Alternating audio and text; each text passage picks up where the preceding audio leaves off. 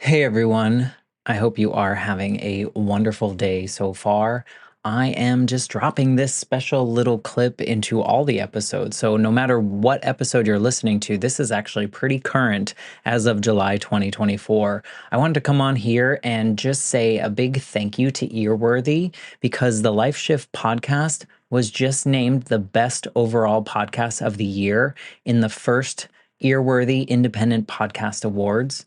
And you've probably seen some articles written about the Life Shift podcast before, written by Earworthy. And now he is launching from his online publication, he is launching these yearly winners of independent podcast awards. And these are specifically for indie podcasters.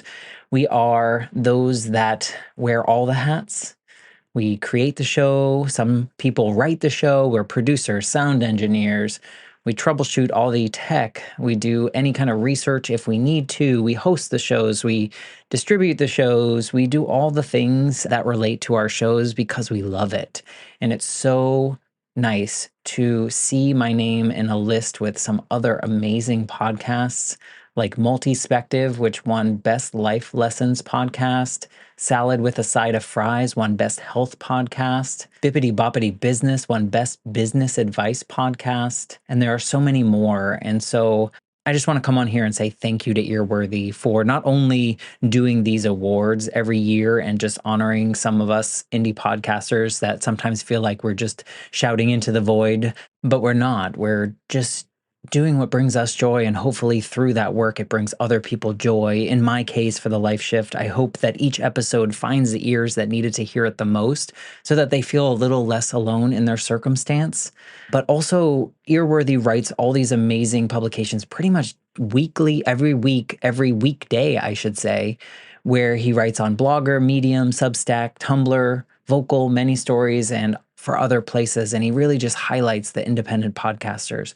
So thank you, Frank, for everything you do with Earworthy and for recognizing all of us in the first Earworthy Independent Podcast Awards. If you'd like to read more, please head to medium.com/EAR hyphen WORTHY. Thanks again and enjoy this episode. This episode is sponsored by my friend Tracy and my friend Emily, who are both sponsoring 2 episodes a month on the Life Shift podcast Patreon feed. Basically, that is a member support, and that's just helping to contribute to the production costs and anything that I need to keep the show going. As you know, I do all of this myself, and so sometimes I order software or hardware to make the show better than it is the day before. And so if you want to directly support the show, please reach out to me or go to patreon.com/the Life Shift podcast, and you can find out all the information there. Thank you so much for your support. And without further ado, here's the intro to the episode. Did you feel conflicted? Like your faith says you have to stay married and like, you can't, or you shouldn't? 100%. I spoke to 4 priests prior to, and I think towards the end, it was pretty mutual. Like we knew that there wasn't a path forward, but like to take that step, a thought for me was like, am I condemned for life if I like get a divorce? Like it sounds like, being raised Catholic, you understand like Catholic guilt's a real thing.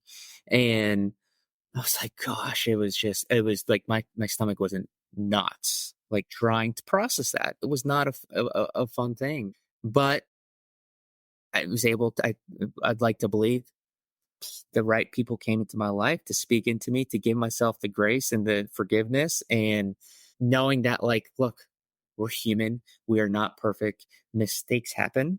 This is a blip in the course of, if God willing, it's a long life. Like, how can we get back on the right track? Be a light to those who are inevitably going to be going through the same things, and try to find a path to happiness again, where could be at that point in time the best father for our daughter. But it's like, I think about it like your faith tells you should stay married. Could you imagine having stayed married in a situation in which it was not healthy for any party just because of your faith? No, that's no. I probably would have been I probably would have been dead by now, literally, because of just the unhealthiness of it would no, I would not have been able to be I would not show up as a father. I wouldn't be able to hold a job. And, You wouldn't show up for I yourself. wouldn't show up for myself, and it would just be My guest this week is Bryant Salcedo. Bryant's life story is like one of resilience and faith and really a transformation of how he saw things going in his life. It's a journey of really navigating these personal traumas that undoubtedly will resonate with many of you. His life took a dramatic turn about 6 years ago when he became a single father and he lost his mother within the span of a year. These experiences reshaped his outlook on life, of course, and it really had him challenging his faith. So, another significant theme of the conversation is that exploration of faith as a source of comfort or solace and strength during times of crisis. His faith played a pivotal role in his journey through his personal trauma. And in this conversation, he shares how it kind of really fostered his resilience and deepened his faith, offering a compelling look at how connecting to a religion or a faith can have a transformative power. Bryant Salcedo is not only a single father, he's a sales executive, a business owner, but he's also a health fanatic and, as you'll hear, loves tennis and pickleball. Despite experiencing significant personal trauma, Bryant's journey is a testament to his strength and his deep faith. So, without further ado, here is my conversation with Bryant Salcedo. I'm Matt Gilhooly, and this is The Life Shift, candid conversations about the pivotal moments that have changed lives forever.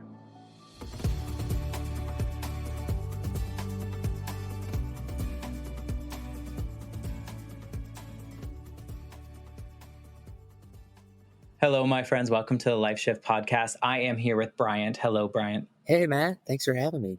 I know that this has been on the books for a little bit now. We've been trying to get our schedules coordinated so that you could come on here and tell your story because I'm excited to talk about it because I think I'm not excited. I think that's the wrong word, but I'm happy to help share your story because I think there are people out there that will resonate with your story, will find inspiration in what you've done since the part of your story that we're going to talk about, but also feel less alone in that experience. And so before we even talk about it, thank you for just wanting to be a part of the Life Shift podcast and share your story. No, 100%. I want to thank you for sharing that. I want to reciprocate that, and thank you for hosting this podcast. I've been tuning into this for many months now to kind of get fed, if you will, and inspired because we all go through certain things in life, or none of us are immune to challenges and in dark times. But there's ebbs and flows, and life could we can have blessings and things can be going good. And sometimes we need those reminders of the things we've been through in the past, or just reminders from other people's stories. And that's what you're doing consistently. So for that, I say thank you. And I know you're impacting so many people. It's why I had reached out to be a part of it, to share. And yes, those 4 times of us canceling is on my end. So thank you for not saying to heck with you, Brian. I'm moving on. So I'm glad we could finally make this happen. Yeah, I understand life happens. Just like we're going to talk about life happens, and so sometimes, maybe it wasn't the right time for us to talk in those other times, and now it is. And so I think that there's such value in storytelling. There's such a power. I mean, we were talking before recording. This is like the 138th interview type conversation that I've had. And I've just realized the impact that words have and the power even for the storyteller to like say them out loud and get them out of our heads about whatever moment that might be. I've been lucky enough to have people come on the show and right before we start recording, they're like, hey, I want to actually talk about something I've never shared publicly before. And you're like, let's do it because you never know who this will affect now or in the future because these, podcast episodes stick out there forever. So, it's such an honor to be able to hold the space for these particular conversations. It's an honor for me. So I can't wait to dig in and I know it'll be a fun conversation for sure. We will do that. And for anyone listening, just for a little heads up, I don't do a lot of research. So I don't know a lot about Bryant beyond like what I've seen on Twitter, which is, I'm just going to call it Twitter because that's what we all say now. We don't say X. And now Instagram, which, so now I know the one thing you're going to talk about today, and I know that you are a pickleball pro, correct? Well, yeah, coach. Like I do a lot of that. My main job is pharmaceuticals. So I'm in management in pharmaceuticals, pharmaceutical compounding. But background is in tennis. I played college tennis at the professional level for a very short period of time. That's always been my passion. Well, pickleball, this pickleball craze has been a thing now for a few years, and it's absolutely exploding. It's the fastest growing sport in America. And what gets me excited about it is seeing me on X. I've been on X for about a year and a half now, and it's been a tug of my heart a few years after the pivotal life changing events that we'll get into, to kind of just share publicly my life now moving forward. And if it could impact someone in a positive way, then it was time well spent. And that's specifically around faith and fatherhood being a single father. But I'm getting into pickleball because the tennis is the background. It's a natural transition into a racket sport. I absolutely love it. Was a part of a project with some business partners that we're no longer doing. So that was in the game for a couple years, coaching virtually. But now I do it very actively in person here in Austin and create a lot of content with the bigger vision being in some way, shape, or form, because pickleball people come for the community. So it all kind of intertwines together in some way. So pickleball, it's about the community. And then going even deeper, taking it one layer further, how can we talk about the faith aspect? And faith may not be for everyone. That's okay. But I think we can all agree that we all crave connection in some way. And so for me, I've been able to find that connection through the darkest times with a relationship with the Lord. For some people, it just might be whatever it is, but we need people. And pickleball does a great job with that. No, it's awesome. I see a lot of people playing it, gravitating towards it. And, another thing I hear is there's a lot of injuries that come from it. So having a coach or someone like you to like teach them the proper ways to do things, maybe you're also helping them prevent Hopefully, injuries and the things that come along with it, because that's probably because I think that it's a more accessible racket sport, I would imagine, or it seems 100%. to be. Yes, much Yet more. people that aren't necessarily fully athletic might be the first time they're jumping out there, and that's probably why the injuries occur. So good on you for helping them avoid those. Exactly. And trying without a doubt. Yeah. I'm impressed you know that, because a lot of people are like, the barriers to play pickleball, which is why it's growing, are just so low. But if you're not careful, yeah, there's a ton of injuries occurring right now. And that's an unfortunate thing. But like with, a little bit of guidance, yeah, those could be prevented. It's a fast twitch type sport. So Exactly. you're prone to twisting an ankle, to Exactly. falling on something, to running the wrong way, running into something. So yeah. So good on you for finding ways to incorporate all the things that you love, though, because I think that's the challenge in society, or at least in my generation, growing up in like the 90s. It was very much like there were like four things you could do, and it wasn't because you wanted to do them. It wasn't because you were good at it. It was just like you pick one of these five options, and then you go to school for it, and then you just continue on that path. And now I see people around me that are able to like connect these dots, and I love that you have this fathership community piece, this faith community piece, this pickleball from your actual expertise and your skills that you have, and you're kind of bringing them all together. So that's exciting just in its own self, of like being able to find that and create that on your own. And that's a great point. I say that now, it's like, cause it's what I'm doing, and it's a recent kind of evolution, but like anything else, like it is a couple, it took a couple years of just like pressing in and being just like, okay, how is this going to come together? What's it going to be? Because everyone, especially on the Twitter world, they make it sound so easy. Find your why, find your this, find your, what are you good at? What can you monetize? Yeah, What do could these you five do? These things. 5 things. Exactly. And it's like, gosh, like I'm just more depressed now because I don't know what to do, but like truly sitting, being patient, the faith aspect, trusting in it, trusting it'll come about, it'll unfold. Yeah, and I think your story will play into why you kind of choose to do that. So maybe we can just jump right into it. You can give us, why don't you paint the picture of what your life was like leading up to really this life shifting moment in your life? Yeah, absolutely. We'll go straight back to it. This was 6 years ago. So I got married, and it was very troubled from the start, troubled even from the beginning, but went forward with it where it wasn't the right fit. Shortly after we got married, we found out we were expecting. So that added to the stresses of already a very just difficult dynamic in a relationship. And then this is all within the first year of marriage. A few months after that, our world got rocked that my mom had stage 4 ovarian cancer. Super close with my family, super close with my mom.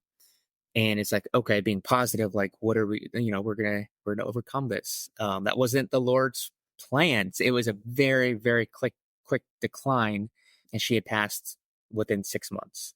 And then shortly after that, to add to the turmoil, we were going through a very challenging divorce, and I was battling to stay a relevant part of my daughter's life. Thankfully, that all worked out with a lot of great people in my corner and staying patient. But this is just putting it super high level and summarized in a nutshell. Like within a year, became a single dad and lost my mom, and so and all the while raised wonderfully, raised Catholic, like divorce doesn't happen. Like that's not a thing type of thing. Had a wonderful life and never, I mean, of course, experienced hard times, but nothing like two traumatic events within less than a year period. And so, yeah, I'll just stop there. It was tough. It was draining in every facet of life. Do you look back on any specific moment in which you think is like the one that either like opened your eyes to something new, like losing your mom? Were you part of that when she passed? Was it like life was different then and you saw things differently, or were you still kind of chugging along trying to be like, no, I got to make this work, or I need to finish this divorce so then I can move to the next stage? Because I can see how they can all kind of layer on top of each other, and I'm wondering if any of them stopped you in your tracks. It's phenomenal. You're good, man. It's a phenomenal question. Oh, so I'll go to the one with my mom because that was kind of the first thing. 100%. Like I unfortunately wasn't able because of like, just the struggles with, just getting married. I wasn't able to spend much time. She was in Ohio. I'm in Texas. Much time with her during those 6 months.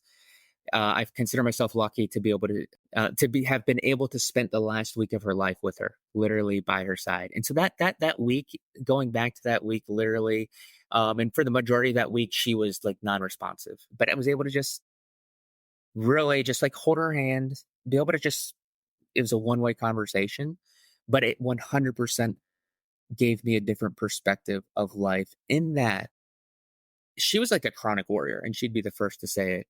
I got that from her. And that experience from that point on, I wouldn't say it's not a thing anymore, but it almost radically changed how I very, very rarely do small things even rattle me, because it's like, wow, like my mom, who's super healthy, did all the right things. Like life can change like that just because. And it's like here today, gone tomorrow type of thing. It gave me a different perspective in that one, not to really worry. Life is so short. Life is so fragile. And it opened my eyes to like, okay, at the time I was 30 years old. What do I kind of like wrote my own eulogy at that time. Like, what would people say about me right now? What do I want them to say? Okay, so I don't know what the amount of time I have left until that after the dash when it's going to end, but what do I want this people to share? And I knew at that point in time, I wasn't even close to where I want what I want folks to say. In some ways, of course, but it changed in terms of like, okay, let me start taking action and doing the hard things to get to a point where, you know what, this is a life that I'm proud of. Not that I wasn't proud before, but how could I make it better? Was she the first big loss that you experienced in your Oh family? yeah, definitely. Yeah. Yeah, And you were close to her, right? You said that? very close. Yeah. Very, very, very close. It's very similar to the experience I had with my grandmother, because when I was 8, my mom was killed in an accident, Oof. and that was my life shift. Like that was a big one. everything changed in my life, and I didn't really know how You to were 8 years process old at the death. time? Yeah. Okay. And I didn't know how to process death. Like I didn't know what that was. And no one around me knew how to help an 8-year old grieve, because it was back when people didn't talk about mental health. They didn't talk about grieving and all that stuff. So I say that because my grandmother, my dad's mom, stepped up and was just like, she became the mother figure for me. And so over the next couple decades, I got really close with her, probably in a way that you were close with your own mother. Mm-hmm.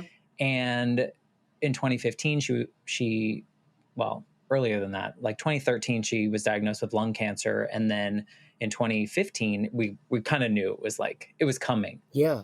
But because I wasn't able to like grieve my mom properly because I didn't know how, I didn't have the tools. Over the 20 years, I figured out how to do it. And so now this time I knew how to do it. I knew how to process the things that I needed to in order to do that. And like you, I was able to spend the last 96 hours of my grandmother's life by her side in the hospice house, watching this woman that had been my hero for so long, kind of succumb to the end. Also, like your mom, total worrier. And right before she became really non-responsive, and I was wondering if your mom maybe had said this as well, is that she was like, I wish I hadn't worried so much, because all that matters in the end is the love that's around me, and it was like all the people that loved her were standing around her. I have goosebumps right now hearing you say it. Yeah. And for me, which it sounds like you stopped worrying after, like for me, that took away so much of the, why do I worry so much? Because I took it from her, and now Exactly. after that, she was telling me like, none of it mattered at the end. So why should I worry about so many things? Also, like you, I don't necessarily stop worrying about everything, Right. but I do look at it differently now because I did have that experience. And I look at that loss as like one of the most beautiful things that I could have experienced, Mm. as sad as it is. Mm-hmm. But thinking about watching her take her last breath, knowing that she was like in the hospital when I was being born, it's like this whole. So I don't know if any of that resonates with you, but there's such a life-changing thing that happens when you are able to be by someone's side when they are taking their last breath. It's unexplainable. It's a beautiful thing that we could share this moment and this space, and really just talking about that and how the similarities are very obvious. And yes, like, I mean, well, let me ask you this: like, did it increase like your faith in how you viewed things, in any way, with your It grandma? Like, didn't. okay, No, it didn't. I've never really been.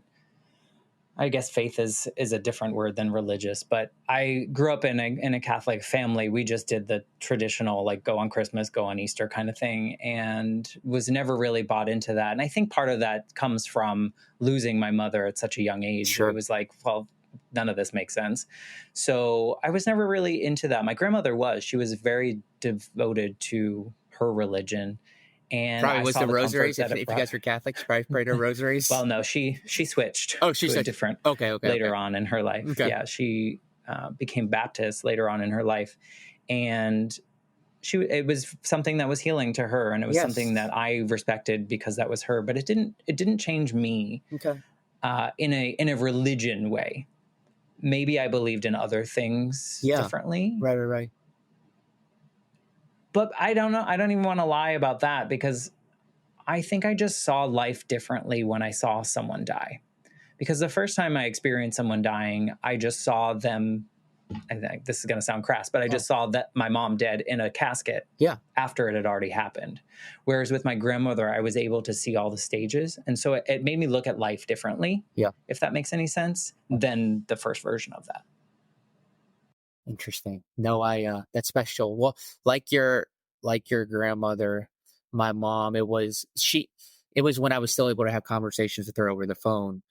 She would say exactly what sounded like your grandmother shared. Like, I wish I never was this chronic warrior. Like, this doesn't matter. Serves nothing. Serves nothing. Like, is we hear it all the time, and worrying like the rocking chair, and but it's so true. Like, it just literally saps the energy, and and And that was the biggest thing, that I was leading a life where it literally would sap the energy until I literally couldn't worry anymore, and then I would get exhausted. And it's like, okay, well, like having high aspirations, being driven, from a competitive tennis background type of thing. It's like if I want to accomplish half of what I've set out, literally, I need all the energy I can have to give myself a chance to try to achieve those things without sacrificing the things that are most important in your family and your relationships. That takes time and that takes energy. So like there's I've got that was But eye it's opening. complex. Oh, it's so I think it's complex. complex because at the same time, when you're realizing all of this, you're also going through this divorce proceedings and the things that you mentioned before, which I can imagine as someone that is highly connected with their faith is opposing, like you said, like divorce is a no-no. There are certain things that are just like, so I can imagine what that battle is in someone's head when, first of all, you're like life or death over here with mom. Yep. You're watching this, you're facing that. But also how do you manage moving through your faith with your faith through something that your faith may, thumbs down on, knowing full well that that's what you need in your life so that you can become your best version. Yeah, man, that's a great question. And there might not be an answer. I'm No, just I curious don't if even there's a. know. Like I'm just gonna think about, like I'm gonna just try to do my best to go back to that period of time. Did you feel conflicted? Like your faith says you have to stay married and like, you can't or you shouldn't? What 100%. I spoke to 4 priests prior to, and I think towards the end it was pretty mutual. Like we knew that there wasn't a path forward, but like to take that step, a thought for me was like, am I condemned for life to if I like get a divorce? Like it sounds like, being raised Catholic, you understand like Catholic guilt's a real thing. And I was like, gosh, it was like my stomach wasn't knots, like trying to process that. It was not a fun thing, but I was able to, I'd like to believe the right people came into my life to speak into me, to give myself the grace and the forgiveness, and knowing that, like, look, we're human. We are not perfect. Mistakes happen. This is a blip in the course of, if God willing, it's a long life. Like, how can we get back on the right track? Be a light to those who are inevitably going to be going through the same things, and try to find a path to happiness again, where could be at that point in time the best father for our daughter. But it's like I think about it like your faith tells you should stay married. Could you imagine having stayed married in a situation in which it was not healthy for any party Yeah, just no, because of your faith? no, no. That's no. I probably would have been. I probably would have been dead by now, literally, because of just the unhealthiness of it. No, I would not have been able to be. I would not show up as a father. I wouldn't be able to hold a job. And, You wouldn't show up for I yourself wouldn't show up for myself, and I would be. It would just and your be wife because no. the yeah, none of it would be. And so I think that's why part of me has this like this feeling about faith, and it's nothing again. I love that people have their faith in whatever Yeah, it may be, yeah. but sometimes No, you're right. we have to come first, right? And sometimes we have to bend the rules or whatever we're going to call them Yep. because like you said, had you followed that, like you're like, no, I can never get divorced, I need to go down this path, you would not be living as you. Oh, You would be living in a shell of you. You would be walking on the earth, but not doing the things you want. So good on you for trusting yourself enough to move through that. Because I think there are a lot of people out there that don't and wouldn't. man, that's such a good point. I didn't even think of it that way. And yes, and for those who are in that spot, like know that there is hope, and there is it's not the end. And that feeling of fear, or that spirit of fear, or be it whatever, like if you truly believe in God, like that's not coming of God. I believe that. And that's where going back to then, like I'm like, okay, that guilt and that fear, that is if that is the God I serve and love, like that shouldn't be coming from him. And so it's like, okay, no, like it's okay. I'm gonna, I'm going to relinquish that shame and guilt and all the things that it's like, okay, no, I'm like a man of my word. I gave my, like as the church, like that's not a relationship, that's a covenant. Like all the things that are in your head at that moment in time where it's like, no, you can't do it. It's like, okay, well, that's why at the end of the day, Christ came because he knew we were going to do things that aren't right and sin. And so, I don't want to go down a road that, but I mean, No, it's challenging. I it's think hard. it's challenging. And I think it's important for people to also then have, which it sounds like you did, was this like reconciliation of yourself and your faith and all the things that like, no, like it's all okay.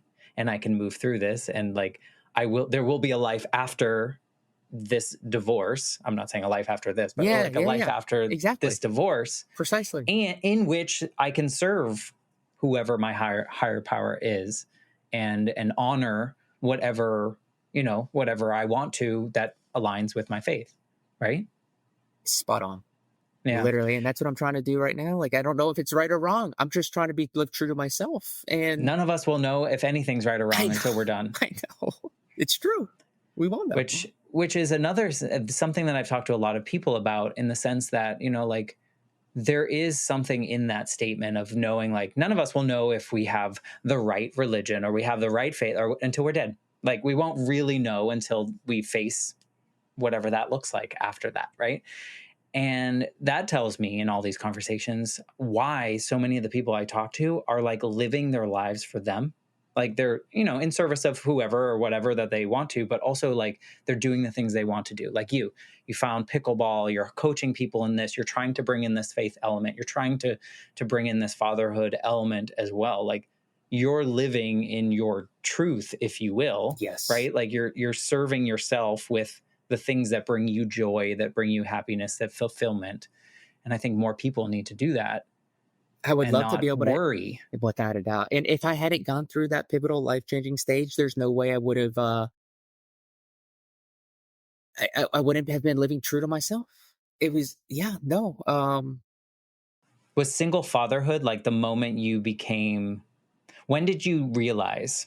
Like, was there a moment where you closed the door one day and your child was with you and you're like, this is me and the little one, that like really shifted you and go, oh, wow, this is real?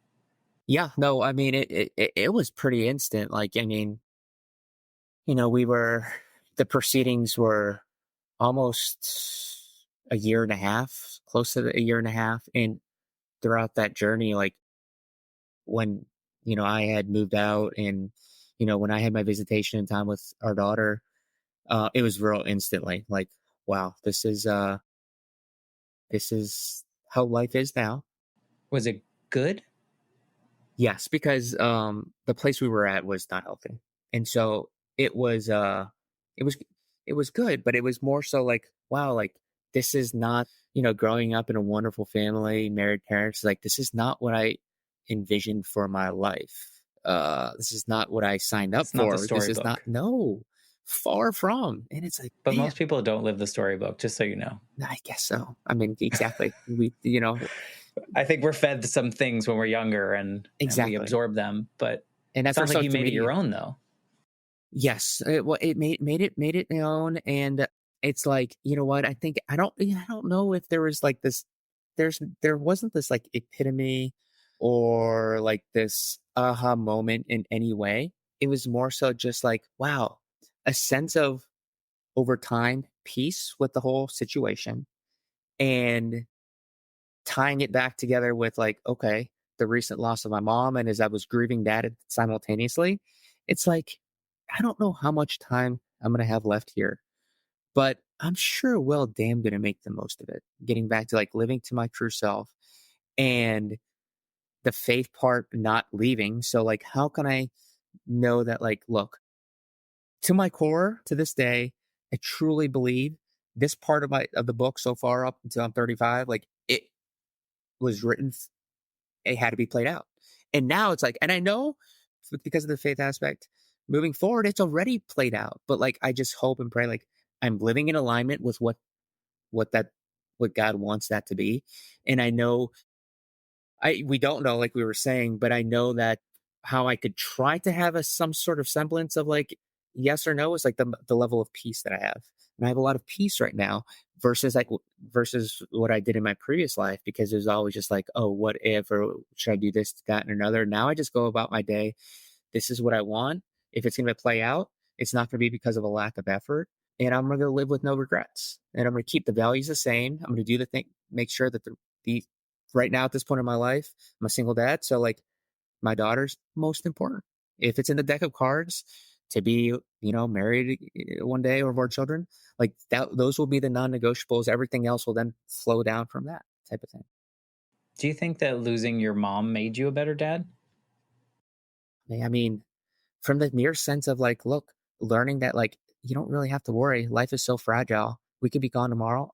It 100% did, because I yeah I have more energy. I focus the energy that I have. I give it to the things that need the attention, you know, and I manage my time so much better, because I know for some folks they might be like, well, like that's just how I operate, and amazing for you guys. But like when you come from a place where you like are just anxious or worry or stress, like that eats up a large part of your day where you can't operate on a normal level. And that transformation, which is again some days better than others, but generally speaking, just so much different than what I was before. And that's one of the biggest takeaways I took from my mom's death. So, yes, it definitely made me a better dad. Yeah, I mean, it sounds like it gave you a different perspective. I think, do you ever think about like if that hadn't happened and your mom was still around, what your life would look like? Because when I do, I'm like, I know I wouldn't be having this conversation right now. I would there like none of Yeah. this would be in the What do cards. you think? Well, let me, this life shift podcast being born, was it inspired from, you know, all those moments, would you say? Yeah. Oh yeah. The life shift in my life was my dad sat me down. I was visiting him in Georgia. My parents lived 1,000 miles apart, and I was visiting my dad. He sat me down and he had to tell me that my mom was dead. And from that moment, I had to move states, move schools, live with a different parent that I wasn't used to living with. He became a single parent that he wasn't planning on doing either, Yep. and life would be totally different. I was attached to my mom's hip, and that was my life. And I think that's how it would have played out. I wouldn't have understood grief. I wouldn't have, like all of No. these things would have played so differently. I would not be this version. We would not be having this conversation. I would not be, and so it's different when you lose someone later in life, I think. Yeah. I just think it's interesting because sometimes when we see mortality, we see things. I don't know. I think you see, when you see someone die,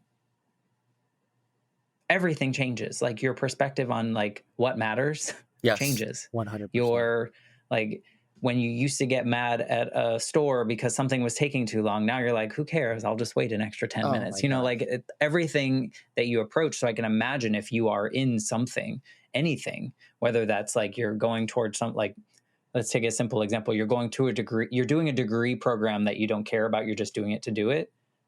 I would imagine that if at that time your mother was also dying from an illness, you'd be like, I don't need that. I'm not even going to do that anymore. Well, Like I'm not just at going to all. quit it and nobody cares. Exactly. No, yes, it instantly makes like hard decisions. You just view it through a different lens. Has your faith changed in all of this? Yes, it's only deepened. And a lot of people are, Is it deepened in the same hole, or did it like move at all and that's like a good question. create? What do you mean by that?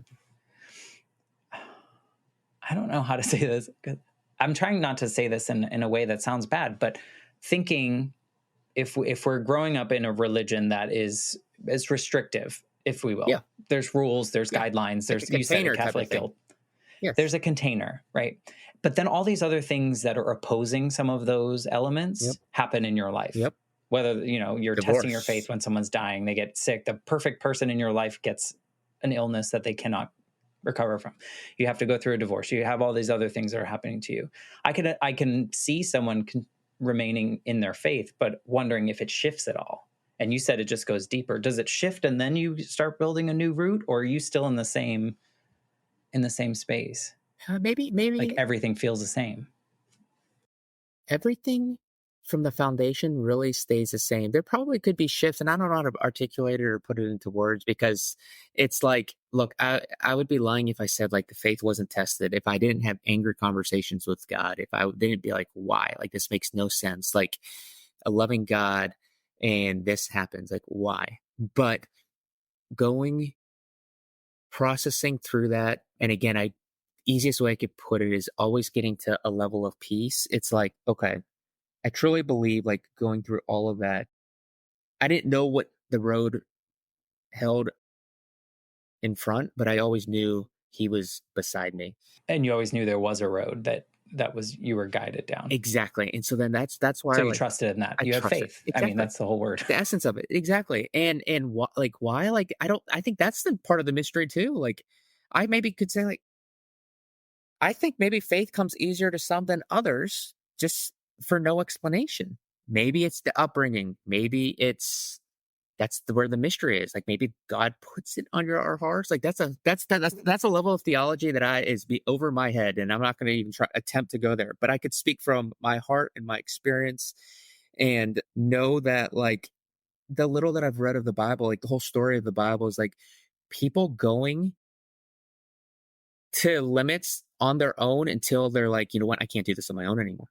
I need God. And sometimes some people don't, and it's fine. But like a lot of the stories is like, can't do this on my own. I need God. And maybe it's like the sort of competitive side of me, but it's like, look, okay, in a weird way, like my faith can't be built if I don't have problems. So like I need to exercise that muscle. And if I exercise that Let muscle, me create some problems. Let's right, go. yeah, not like purposefully, but like I knew that in those moments going through that life shift time and about my mom and going through a horrific grueling divorce that I'm like, wow, what gave me light was to be able to kind of conversations like this, like the story I'll be able to share. And I have countless stories already where folks, you know, are going through a similar situation that I went through. And at that time, I thought I was like the only one, and it was so unique to me. But now it's just like something where it's like, and that's part of the motivation to just like go on Twitter and be like, just talk about these things because it's a common thing and it's okay knowing that you're not alone. And so I think part of it was having the faith, knowing that like, man, maybe there's a bigger purpose for it. And Yeah. And it was all going to work out. it's going to work out. I never doubted that. Never doubted that at all. Yeah, and I also think there is a difference for a lot of people between faith and religion Definitely. and organized religion versus a spiritual faith or a belief in something. So I think there's all that. And I Yeah. think what's nice now is that I think that everyone's faith is different too, even if you are in the same, quote unquote religion, Yeah. right? Like everyone kind of approaches it in a different way, feels it in a different way, it lives in it a different way. So I think it's nice that people have these conversations now, and it's not like you versus me, not us literally, but like it's not like that. And that's why I'm curious in this if it changed, but it sounds like that was your guiding light the whole time. The whole time. You had the street light on, and you knew that the next street light was going to come on as long as you took the next step. 100%. Literally. That's well said. I literally had, maybe even call it reckless faith. Like, it's like, why am I even like someone? Well, if you've tested it before and it works, True. why not? Exactly. But this was a level of test that I had uncharted territory. So it was kind of like, well, I'm just going to take that step and I'm going to put one foot in front of the other. And up until that point in time, I would literally think in a year, in quarters and months at a time. Literally, I would shorten the field so much and think about the next day, the next hour, the next minute, because that's all I was able to think about. And it was that level of faith that helped me just like, okay, and level of conversation and talking with God, like why, but there's a bigger purpose. Just help me take this next step. Help me get through this. Help me show up in the way I need to show up for my daughter. I think it also like removes a level of, I don't know if burden is the right word, but Yes.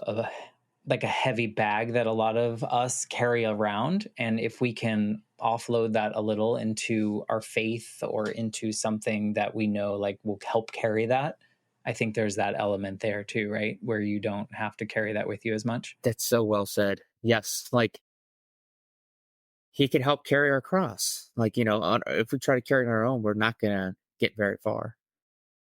I don't want to carry across; those are heavy. Those are very heavy, yes, but like he could, exactly, like he could literally help Right. us.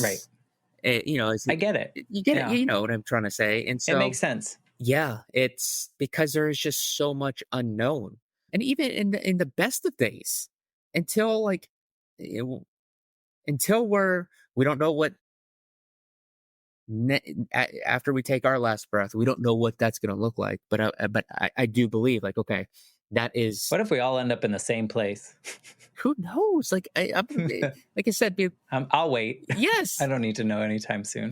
exactly. Well, and that's so funny you say that because people, let's just say, like, okay, heaven's a thing. If that is the case, everyone would want to experience that, but like, no one wants to go today.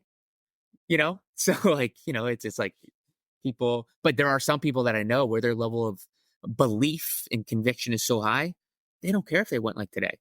And it's like, holy cow. Like that's who I try to look up to from a faith, religious, spiritual, whatever you want to call it, journey, because it's like, that is a place where like, that's as high as you could possibly get in this life, at least, where if you were to be gone right now, you'd be like, take me. I don't think many people are there. Well, I don't think many people have a choice. True. Yes. But to have a level of like, to be Yeah. okay with it. No regret. Yes. That's a Yeah. totally different animal. Yeah. And I think society puts a lot of responsibilities on us that we absorb, that we take on. And, it's interesting because in your story, there's this through line of faith, right? Like that wavered maybe, but it stayed.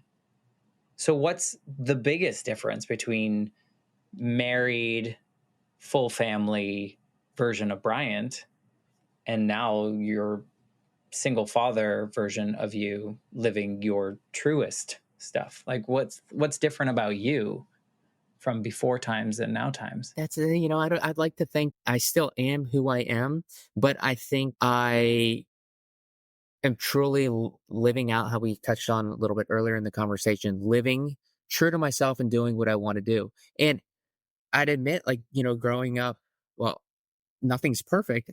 Oftentimes I would do things where it's like, okay, this is what my parents want me to do. Of course, we all did. Like I think that's pretty normal, and or thinking through like, okay, well, what would they think of this? And like, it's like they'd be, like It's it's approval. approval, exactly. While I ultimately made my own decisions, like that was always heavy on the mind. Which then after the life shift, of course, I'll go to mentors. I'll go to my dad. Great, I mean, he's amazing. Grateful I still, have my dad. I have a younger brother, super close with him. Like those are like my, family, and I have a wonderful extended family. So I know that I have family, and that's a blessing. But like how I live my life now, it is just what do I want to do?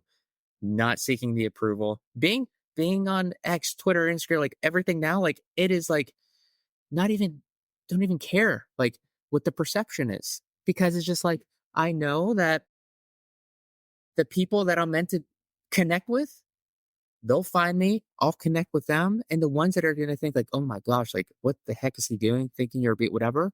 Like, I don't care at all. It's in a way, in a loving way where it's like, that's not meant to. Whereas before I would care so much. I would be sensitive to it. It would hurt. Now it's just like, Bryant today, just live life.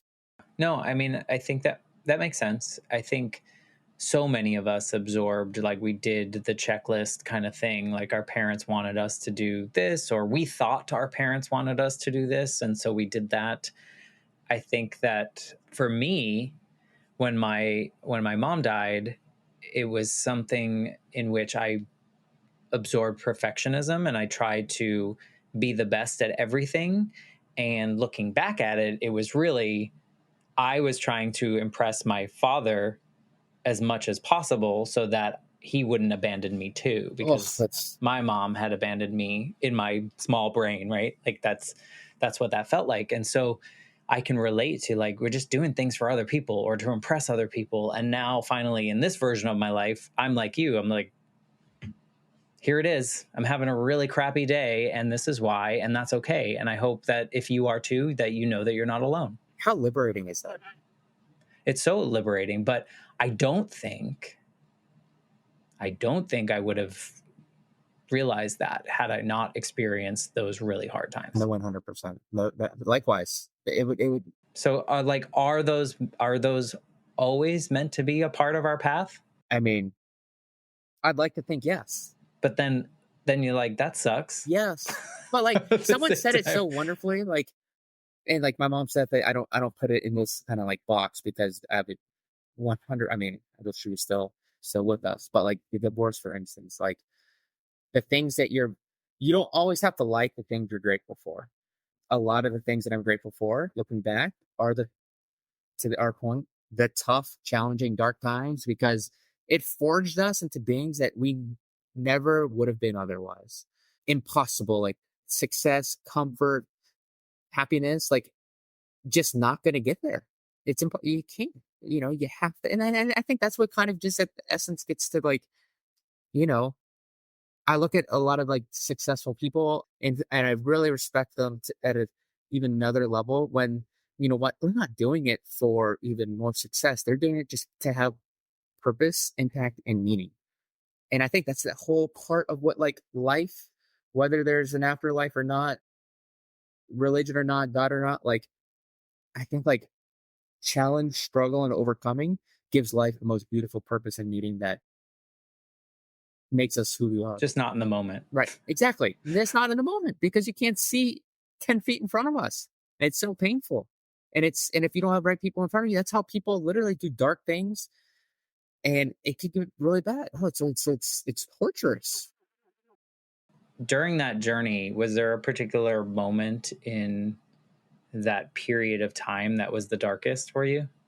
Where you doubted things? Where you like, ugh, I don't want to deal with this? Yeah, a lot. Like, Not in that way, no. but I mean, like, was there a really dark time in that period? Oh, there were many almost sleepless nights where it was like just a constant cycle of okay, thinking about my mom, like trying to process like wow, I just lost my mom.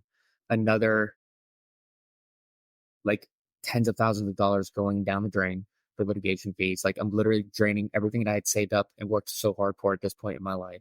For something that was in your storybook, Exactly. essentially, right? Essentially. That you were trying to, yeah. Exactly. And like, okay, I don't even have my daughter right now. Like, I'm literally by myself in this apartment that I'm subleasing. Like, what is my life? Like, oh my gosh. And it'd be like, in those sleepless nights where it would feel like a week because you're just literally alone trying to like sleep, but it just like couldn't. And yeah, like those types of feelings kind of like, because we could relive those if we really want to. It's I think a lot of nauseating. people can relate to those moments. Oh my gosh, it's the amount of emotions like anger, sadness, shame, guilt, fear. And I had a ton of fear then. Like, I mean, the fear of the unknown, like, and embarrassment, like everything wrapped up in a single little cup, and like saying, "Why? Like this makes no sense." Like, yes, there were many of those nights. There wasn't any point in time where it's just like, I just want to end this, or it's just like like that type of thing. But There were dark times. But I mean, I ask this kind of everyone, but I'm wondering, like, what if like this version of you could go talk to that Bryant sitting alone, sleepless nights in that sublet apartment? Is there anything you would want to say to him or yeah, hang out with him? what this is, yeah, it's so many things. Like, look, all part of a bigger, bigger story. This is a moment in time. The story is not over. Don't lose your faith, and shorten the field, which is something that I did then in terms of just like just take things day by day. Keep your circle tight in terms of the people that you'll confide in, and you truly trust. If you're blessed to have family, go to your family. Then widen that a little bit with some friends that you truly truly trust. Find a good church that you could get plugged into. If you could find, whatever that is, like someone, a leader, a pastor, a priest, whatever that is. Like I did that, and I'm glad I did, and I would say that to this same Bryant back then. You have no idea, like how close. Like the brighter days are closer than what you might realize right now because you only see darkness. Everything feels so far away. And, it's like, obviously we can't go back and do that. But as we were talking about before, like our path is probably already there, right? And that it's just this like one step in front of the other until we get to this version of Bryant, this version of Matt. You have to go, just one step in front of the other, really. Literally. I just keep having that picture of like a dark sidewalk and the light just turns on with each step. Yeah. You're just like, I don't know what it looks like way down there, and I'm not going to worry about that. I'm just going to look down. There's the sidewalk. Literally. Keep going. And just keep going. Yes. But that's I think it's important. oh my gosh. But like what you shared, like the amount of strength, like that you have to still have, like it's a choice at the end of the day. Like it's a choice to be able to be like, you know what? I'm gonna be so relentless because I want to stop right now, but I'm gonna take one more step and one more step and one more step. And wherever you have to dig in and find that source of whatever it takes, like find it. For me, it happens to be faith. It could be something else for someone else, but whatever it is, try to find it because without if you don't have it, like you won't get out of the hole. Like, thankfully, we both were able to get out of it and get on the other side and can share a positive outcome and try to be a light and encourage and give hope. But how many stories are there where people make the choice where they're just going to be the victim and say woe is me and not try to get out of that hole, make the situation better. And ultimately that's what I think why this is born, to try to reach those people and know that you can get there. It's okay. You're in a bad place right now. It's what I'm trying to do too, to reach those people because there's so many of them. And I don't want them to think like, oh my gosh, like, oh, they were lucky or this was easy or that. Yeah. You need to, like anything else, you need to have the right places in place to try to execute on a successful plan to get out of that situation. No, I think you're right. I think that the more we normalize these types of conversations, the more we share and ask each other genuine questions. I appreciate that you were there and received my questions about something that you hold so deep to you, because that shows how deep that is for you, Mm-hmm. if that makes any sense. Yes. Because I think sometimes people are like, don't ask me, about my faith because this, that, or the other, or you're attacking me. I'm not attacking you. No. I just want to know. Yeah. I'm so curious about that. And I think it's important to have these conversations So important. because we're not all the same. Nope. We're not all going to live our lives the same way. And that's what's beautiful about being human. It's so beautiful. Right? Like we can do all the things.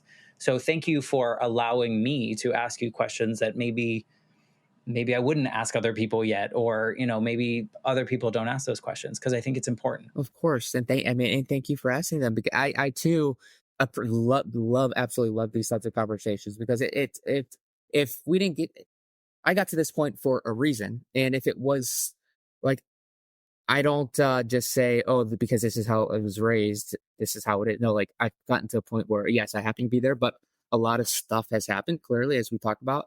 And have gotten to the point where, like, yes, I'm truly going to accept this as my own. Getting back to like, no, not the approval. I'm doing this because this is what got me through the most you live and breathe it, and live and breathe it. Exactly. And it is my ethos. It is my DNA.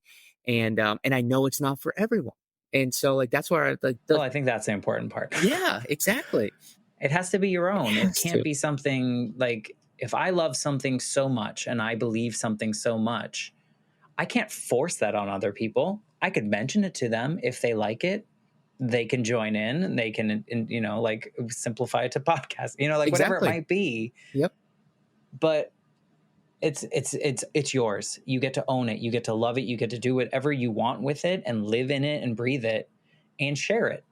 And if people want to absorb it, they absorb it, and I think that's what's really nice. Speaking of absorbing that, if people want to like get in your world and understand what you do, or talk more about faith with you on Twitter, or talk more about pickleball on Instagram, what's the best way to like find you and get in the space? Yeah. So the biggest thing that I'm really trying to help people the most on is with my newsletter. So like I could share with you. Put the Yeah. link Put in the that show link. notes. Yep. Exactly. But like, that's where I'm trying to intertwine all three, like the faith, the fatherhood, and the pickleball.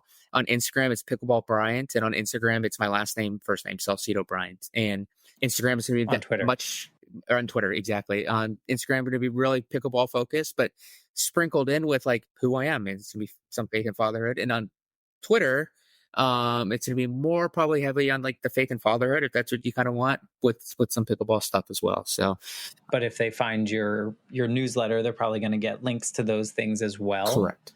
right? I would imagine. So, yeah, if you want to connect with Bryant and see what he's all about and read more about what he's offering to the world, please subscribe to his newsletter. I know that's important. Then you don't even have to seek him out. You'll just get emails from him Exactly. with all the Exactly. information, and then you can follow through with that. So please do that. If something Bryant said today about his journey through that period with his mother and his marriage and his daughter and all these pieces, if something there you think someone in your world needs to hear his story, please share this episode with them, because I think that would fulfill both of our goals here of like just helping other people feel a little less alone. With that, I'm going to say goodbye, and I'll be back next week with a brand new episode of the Life Shift podcast. So thank you for being here, Bryant. Thanks for having me, Matt. This is a privilege.